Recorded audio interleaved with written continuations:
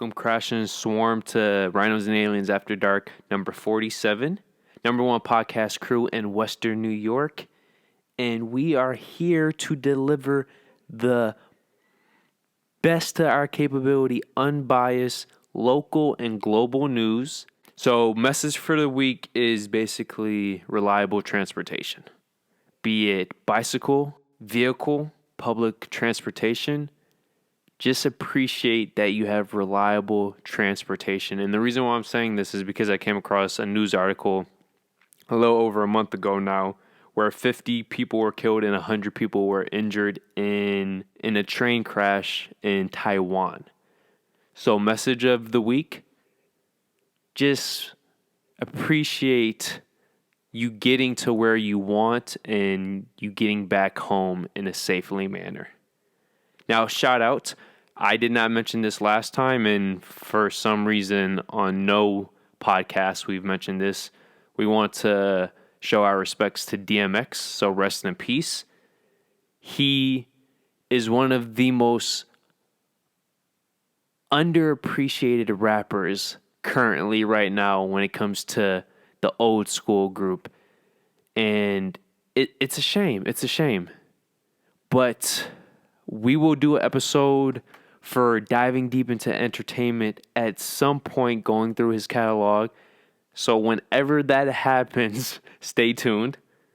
We want to give a shout out to Tyler Perry at the Oscars for his fight against all hate speech. And the reason why that speech was so good, because he just wasn't saying fight against hate for blacks, but also whites. He wasn't saying fight against hate against people who are wrongly accused of crimes, but he's also saying fight against hate when it comes to the cops. And I felt really proud. I was like, holy shit. I did not expect that from anybody at the Oscars. And I'm not saying I expected it more or less from Tyler Perry, but the fact that he had the balls to go up on stage at the Oscars and say, yo, it doesn't matter if you're white, black, Hispanic, Japanese, whatever the fuck you want to say. Yo, fight against hate. And it doesn't matter your profession. If you're a doctor, if you're a police officer, if you're a politician, fight against hate. If you're good at your job, respect that and support that person. And if you're not, it doesn't matter the field. Let's hold them accountable. So, Tyler Perry, respect, man. Just so everybody knows, we have corrections, we have Buffalo news, we have some politics, music, entertainment, video games, science, and we have sports, specifically UFC and NBA. I'm going to try to do this as rapid fire as possible because my work schedule is not allowing me to do this, but I'm still doing it. So let's get it, baby. Let's get it, baby. Oh, God. Okay, so corrections additions. Going back 2.5 weeks now to the last episode. Leading into the 21st, this is dealing with the Buffalo snow. Tuesday night received 1.7 inches of snow to go along with 3.1 inches the following morning for a grand total of 4.8 inches over an 18-hour period. If you're wondering, yes, that's a record. The previous record for snowfall on April 21st was just 1.3 inches in 1934. In 2021, we got 4.8 inches, just to put that in perspective.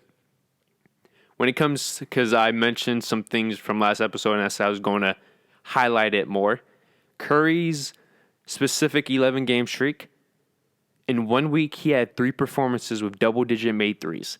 That's more in 1 week than any other player has in their careers besides Klay Thompson. So just to be clear, he had 3 games with double-digit threes, 10 or more threes. That is more in 1 week than every other single player has in their entire career besides Klay Thompson. He went 5-game stretch where he averaged nearly 8 threes per game, 54% from the 3-point line and 41 points per game. And over the 11-game stretch, it was some ridiculous. He basically averaged 90, 50, 40 from the line, from the field, from beyond the arc, and he was averaging just under 40 points per game and just under 8 3-pointers per game. Now going to the Joe Rogan Spotify situation, I had some time to think about my thoughts on the situation, and this is basically what they are.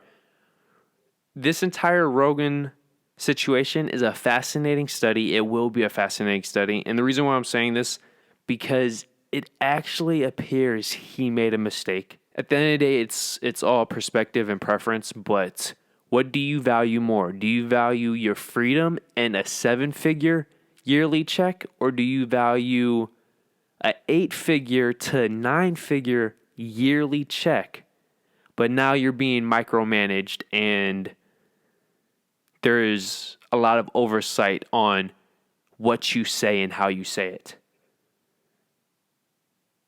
And the last thing I would say is that it does appear that Joe Rogan's influence is slowly declining for the simple fact that it appears either he doesn't care or he's not willing to say something about how Spotify is censoring at least his older content. And before, even on YouTube, they never had the balls to censor any of his stuff, which is really surprising because going into this, I would have said Spotify was more open to a variety of topics and discussion compared to YouTube. And it's turning out that Spotify might be more progressive than YouTube, which is very shocking. I want to end on this quote by someone called Colin. He stated, Spotify gave Joe Rogan a Fort Knox vault. He left independence that was already super lucrative and entered a space more lucrative, but they immediately began sanitizing his product, and they continue to do so.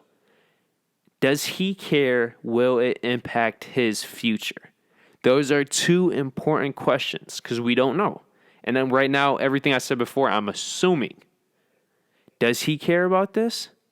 Because at the end of the day, $100 million really does.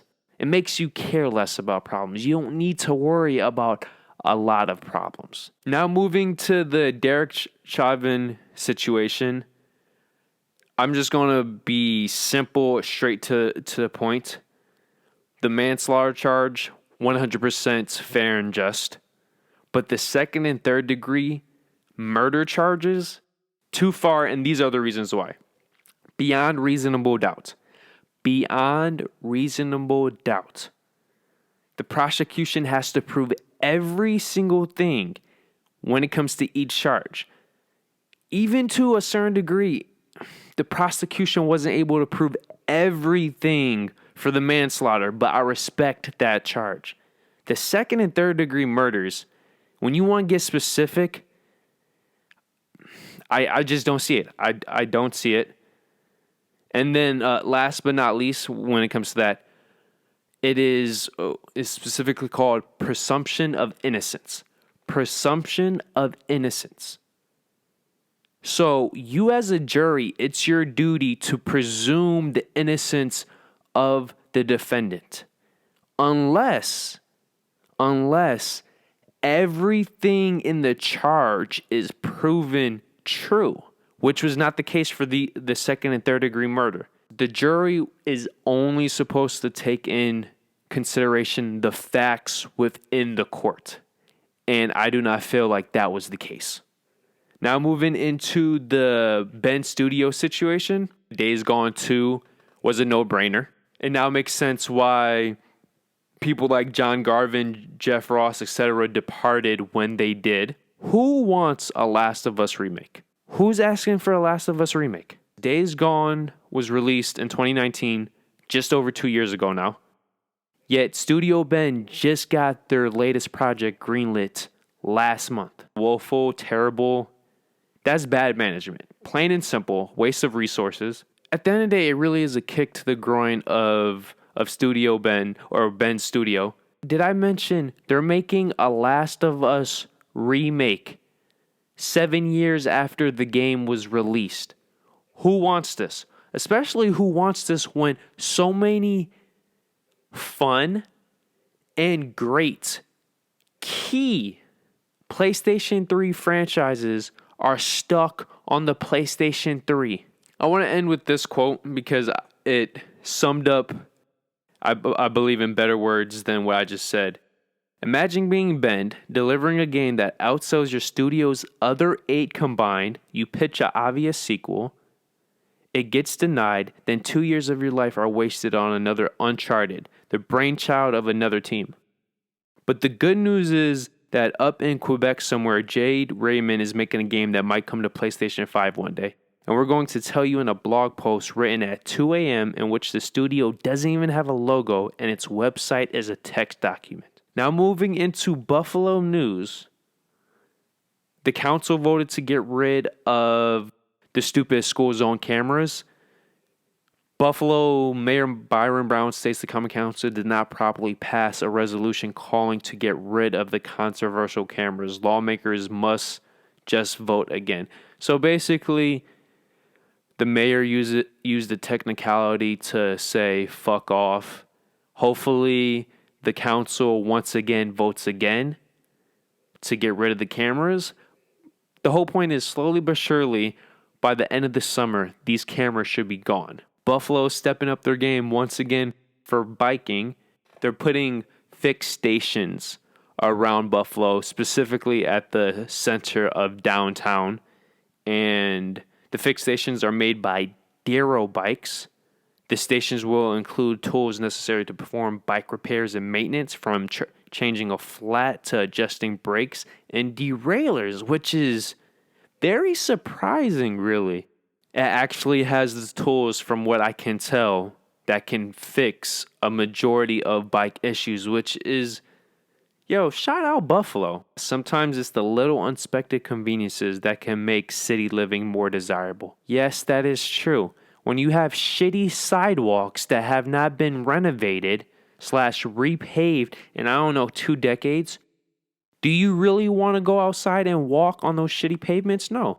Cecily Brown, a British-born artist whose large-scale paintings are in major museums around the world. This internationally renowned painter based in New York City has begun work with local artists, storytellers, and students in a months-long process that will culminate in a 2-story mural at the Buffalo Academy of Visual and Performing Arts. She might not be a local, but she's helping locals express themselves and show off their skills. And of all the Buffalo public schools, it makes sense at Performing Arts. Now moving into politics, guys. The laptop with over 100,000 text messages, over 150,000 emails, and over 2,000 photos pertaining to Hunter Biden, all forensic and analysis proved it is in fact his laptop. Any news outlet saying it's not, they're full of shit. I'm just going to put it like this. He is a very focused man and determined to make sure, be it text, email, or direct photos and videos, that he has proven that he is sleeping with as many prostitutes as he can. Holy shit, man. The if you haven't seen it already, the most popular photo is where he's fucking 2 prostitutes and there's a Squirtle and like a Charizard in the background. Yep, that's Hunter Biden, the son of the president. Black Lives Matter co-founder P. Coolers recently purchased a $1.4 million property, bringing her total in the past year and a half of property purchases to nearly $5 million. She responded to this information by saying she uses the millions supporting the black community like her family. She responded to her purchasing these houses by saying this is her way of supporting the black community, since her family is part of the black community. The co-founder of the Black Lives Movement, where you guys donated hundreds of millions of dollars to, she spent nearly $5 million of that on personal housing. Not one single house is in a neighborhood with anything more than 20% minorities. But she hates white people. White people are racist. But she supposedly doesn't believe in capitalism, right? The ghost guns thing when it comes to Biden basically wants you to make it easier to snitch on family members. He specifically stated flag family members who should not be allowed to own and or use firearms. The only problem is the moment the government asks you to tell them what your neighbors are doing, that's where my problem comes in. FBI appoints Scott McMillan as their first chief diversity officer. It has been discovered that Gretchen Whitmer, the governor of Michigan, traveled to Florida during the spring outbreak in Michigan, despite telling Michigan citizens to stay put. Chalk that up to another governor telling you to do something that they won't do. Remember, do as they say, but not as they do. Now moving to music. For the third time in a little over 8 months, Taylor Swift released a #1 album, Fearless, quote-unquote, Taylor version. This is her 9th #1 album, and she is the first female to release 3 #1s in less than a year, let alone 8 months. Critically, commercially, yeah, she's in the class of her own, at least when it comes to this generation of artists. And also, I want to point out, back-to-back weeks, Eric Church released an album that debuted at #2. Entertainment now, guys. After a $23.3 million opening weekend for Mortal Kombat, its total is now currently at $35 million domestically. I just want to personally point out all the doom and gloom with Warner Brothers doing the whole theatrical and HBO Max day and date. Basically, every single person, somewhat including myself, said this is the end of theatrical. And it's been the complete opposite. What everybody thought was going to kill the theaters has actually rejuvenated and kept the theaters alive. Moving on, after a $21.1 million opening weekend for Demon Slayer, its total is now at $33 million. By the way, this is an anime film. It's already the highest grossing anime film in United States history.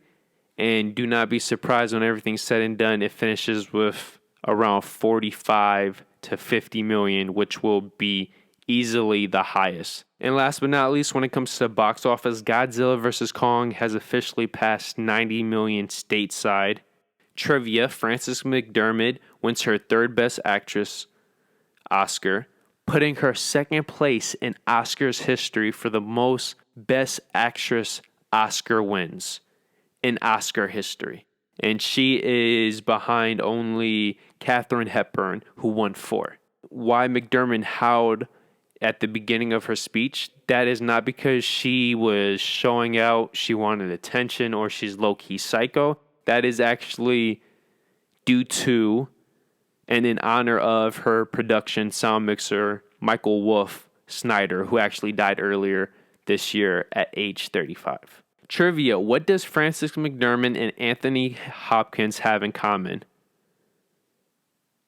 They both played a major role in a Transformers film. I didn't mention, but Anthony Hopkins won his 2nd Oscar for his role in The Father. By the way, he is the oldest individual ever. And what do they both have in common? They played a major role in a Transformers film. Frances McDermott, I believe it was Dark of the Moon. Anthony Hopkins, it was The Last Night. The real question is, when is Glenn Close going to be in a Transformers film? Because she still is Oscarless. Wink, wink, when it comes to Stanley Tucci, who was in 2 Transformers films. Yeah, his time is coming. Going back to the Anthony Hopkins, I do want to point out that obviously the Oscars did not go according to plan, because switching the big categories at the Oscars so they could get Chadwick Boseman, the best male actor, to finish the ceremony. Just desserts. You think you're preparing for somebody to win, and the complete opposite person wins, and it completely goes from what was supposed to be a perfect ending to a very weird and strange result. Every individual who was nominated at the Oscars got a $200,000 swag bag. $200,000 swag bag. The economy is supposedly suffering, and these people supposedly care about the middle and poor class. Yet they're just soaking up a $200,000 swag bag. Speeches during the ceremony about wearing masks when you're not at work and all this other stuff. I want to know, does the coronavirus care if you're wearing a mask when you're not acting and then you're not wearing a mask when you are? Either the virus is so dangerous you need to wear the mask all the time, or it's not dangerous enough where you don't need to wear the mask ever. Because I know for a fact the virus isn't going to pick and choose when it fucking attacks you. A lot of people were and are and probably still will be talking about defund the police and police this, police that. What you probably didn't know is that the entire Oscars night, the entire area where all these individuals were going with the cameras, the lights, and all this crap, it was bordered off. And the local police were there for protection. You want to talk about hypocrisy? You're literally saying defund the police and the police this, police that, and open the borders. Okay, so we're going in entertainment with the fact that the top 2020 films by awards going fifth to first was Promising Young Woman at 52 total awards, Ma Rainey's Black Bottom 53, Soul 63, Minari 66, and Nomadland 147. Now moving into video games, guys. Sony reverses course on the PlayStation Store. Players will still be able to purchase games on the PlayStation 3 and PlayStation Vita after there was the whole hoopla that PSP, Vita, and PlayStation 3, you will no longer be able to make purchases on their stores. Sony Interactive Entertainment has created a partnership with Firewalk Studios from the Probably Monsters family to create a new AAA multiplayer IP for PlayStation. Sony Group made a $200 million investment into Epic Games. This is after their $250 million investment from last year. But if you're wondering, $450 million invested in Epic Games still gives them less than 5%. 5%. Discord officially ended their acquisition talks with Microsoft and other suitors, remaining independent. However, a week later, it was announced that beginning early next year in 2022, Discord's widely used communication services will be integrated into PlayStation's social experience from the PlayStation console to the app itself. Returnal was released, and this is the second-party studio game developed by Housemarque, and the consensus overall is basically a relentless nightmare that plays like a dream. And people are absolutely loving the combat. They're loving the controller feedback. They're loving the whole premise and underrated aspects of the narrative of this game. And Housemarque, they've delivered what is being called a Game of the Year contender. So, shout out to that. And last but not least, yes, we got to talk about Ratchet and Clank Rift Apart. Ratchet and Clank Rift Apart. Just keep this sweet and simple. The game looks prettier, looks smoother, looks more polished, looks bigger, looks more ambitious than any Ratchet and Clank game before. The game looks absolutely stunning. The funniest part too, and it's actually, I've seen a lot of these tweets online as well. This is the first game where you actually believed, okay, this is next gen. But the funny part is that compared to all the other next gen games, be it first or third, it still looks so much better that low key in the back of my mind, I'm thinking, is this a PlayStation 5 Pro game? This must be a PlayStation 5 Pro game. It looks so much better than the rest of the competition. Now I understand why one of the devs at Insomniac said Ratchet and Clank Rift Apart is going to be the best looking game ever. Ever. I understand. I now understand. Oh, I do want to say this though. Where the fuck did all these Ratchet and Clank fans come from? Where the fuck were you during the PlayStation 3 era? Specifically for the future installments. Tools of Destruction and A Crack in Time. Where the fuck were you? I didn't see you. I did not see any of you. But hey, as long as you're not being bandwagon fans and you actually fuck with the series now, yo, hop aboard because Ratchet and Clank is awesome. It's the Toy Story of video game franchises. Come on. Now moving into science. Pfizer, the Pfizer CEO stated that people will likely need a third COVID-19 dose 6 to 12 months after full vaccination. You heard that correctly. You will need a third. And then after he made that statement, he said the vaccine most likely will need to be administered to patients annually. Annually. Now moving on, Scientific American and major news outlets worldwide will start using the term climate emergency instead of climate change in its coverage. The funniest part is that within a day of the Scientific American coming out with this new term, there was information released about the CNN's director and how CNN would use propaganda and fear to spread climate agenda. Now moving into sports, guys. Mostly basketball, but we got some UFC. We're going to start with UFC 261. Anthony Smith got a first-round TKO due to doctor stoppage for his 35th victory. He, very underrated. Uriah Hall gets a first-round TKO against Chris Weidman due to injury. Man, oh man, oh god, dude. Of all the UFC fighters whose careers have been stopped, and stopped early due to injury, Chris Weidman is going to go down top 5 UFC what-ifs. This is, if I'm correct, this is his third major injury in the past 5 years. So basically, ever since he lost his belt, he's been injury prone. And it's just not nips and tucks. It's legit fucked up knee, fucked up back. Now, legit broken leg. And I'm talking Paul George broken leg type of situation. Man, Valentina Shevchenko defeats Jessica Andrade in a second-round TKO for the flyweight championship.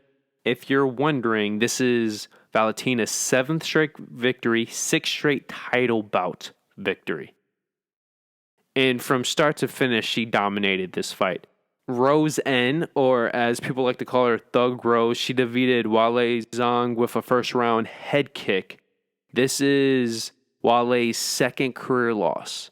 Now, when it comes to the main purpose of this entire UFC card, it was Kamar Osman versus George Masvada. And yes, Kamar caught George in the second round with an absolutely flawless strike to the chin. In terms of you want the perfect punch to knock somebody out, look up that highlight. You cannot get any more perfect from the fake and the setup to the legit actual landing of the punch itself. You don't have to like the man, but Kamaru Usman might be the best UFC fighter right now in the game. And that's saying a lot.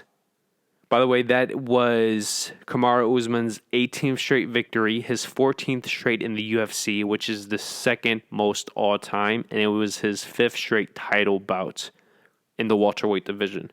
Now, when it comes to the most recent fight nights, on May 1st, you have Yuri Pashenka, who dominated Dominic Reyes for second round, spinning elbow KO. Even before that elbow, he was destroying Dominic Reyes. So, I guess, now thinking about it, it makes sense that he finished Dominic Reyes the way he did. Just want to point this out. Both when it comes to Dominic Reyes, this is now his 3rd straight loss. 2nd straight loss by knockout after starting his career 12-0. Karma's a bitch. I'm just going to keep it like that. Yuri Pashenka, he is now 28-3-1, including 12 straight victories. Do not be surprised if a year from now he's the champ of this division. NBA guys, I want to talk about Curry. His 11 straight games scoring 30 plus points was halted against the Wizards. However, over this stretch, he had 3 games where he made 29 threes. That's an NBA record, breaking his previous 2 records of 28. He had a 5-game stretch of 44 threes. Yes, NBA record. During this stretch, he scored 18,000 career points, becoming just the 75th player in NBA history to accomplish this feat, all with the Warriors. He now officially has 19 games with 10-plus three-pointers. By far, NBA record. The pros and cons. Curry is in MVP consideration because when he doesn't play, the Warriors are 1-7. Let that sink in. When he doesn't play, they're 1-7. When he does play, they have nearly a 65% winning percentage. Now, on the bad side, and this is a reason why he, for other reasons, but statistically speaking, he won't win MVP because this is his worst season assist to turnover ratio and his worst season defensive rating. So yes, what he is doing offensively, specifically from beyond the arc, it's beautiful. But assist to turnover, worst of career. Defensive rating, worst of career. So there's a reason he's putting so much effort offensively that he almost has to not play as well defensively so he could just have the energy offensively. I'm not saying that's what you should do, but given his circumstance, I don't blame him for deciding to go that route. When it comes to Russell Westbrook now, I just wanted to emphasize that as of this video, 13 of his last 15 games, triple-double. I want to shout out the Knicks because they had the second longest winning streak in the NBA this season at 9 straight. But this is the kicker. They've won 12 of their past 13 games. The Knicks. When was the last time you could say the Knicks had the 4th best record in the East, playing complete team defensive ball, and they've won 12 of the last 13 games? There's 2 things I want to point out about the league this year just to show you how kooky it's been. 52% of the games, as I last checked, have been decided by double digits. That's the largest since 1950. 70 years. We have not seen a season like this with so many blowouts. 70 years. And the league has been around for 80 years. 3 of the 5 largest margin of defeats for all games played in a single day have come in the past month. April 3rd, April 2nd, and April 10th. Now moving into the highlight performances, I want to shout out Kevin Durant scored 33 points off the bench versus the Suns. He scored 42 points and dished out 10 assists versus the Pacers. This is his 57th 40-point game. That's 6th in NBA history, 3rd among active players. Jayson Tatum had a 60-point, 5-assist, 8-rebound game against the Spurs. That tied Larry Bird for the most in Celtics history. He became the 2nd youngest player in NBA history to score 60-plus points. The only person younger, Devin Booker. He became the first Celtic to have multiple 50-point games in one single season, which I still can't believe Larry Bird didn't do that. That's impressive. Lonzo Ball had a 33 points, 8 assists, 11 rebound performance against the Timberwolves. He scored career high in points. Lonzo Ball never scored more than 32 points. That's insane. That's insane. Luka Doncic had a 31-20 assist, 12 rebound game versus the Wizards. Listen to these stats. 4th player in history with a 30-point, 20-plus assist or rebound triple-double. This is his 17th 30-plus point triple-double, 6th in NBA history. That very same game, Russell Westbrook went for 42 points, 9 assists, 10 rebounds. If I wanted to, this entire list could just be Curry and Westbrook performances. So I'm not even going to do that to you guys. So at the end of this season, I'm just going to go through all of their key performances that for an average player would be a highlight, but for them this season has just been another day in the gym. Greek posted a 49 points, 4 assists, 8 rebound game against the Nets, where both KD and Greek Freak balled out. By the way, every single game this year between those two teams, both Greek Freak and KD have scored 30-plus points. When two great teams come together and the best players on both teams show out, Curry had a 41 and 8 assists game versus the Pelicans. LaMelo Ball had a 23, 6 assists, 7 rebound performance against the Pistons. Still remember, he's a freaking teenager. Ja Morant had a 37-point, 10-assist game versus the Timberwolves. Anthony Edwards, who in the same game versus the Grizzlies, posted 42 points, 7 assists, and 6 rebounds. Just to put this in perspective, that's a Minnesota rookie record. No rookie ever posted a game of 30 points, 5 assists, 5 rebounds. He posted 42, 7, and 6. And also, to put that even in a larger perspective, he becomes only the third player in NBA history to post 40-plus, 5-plus, 5-plus.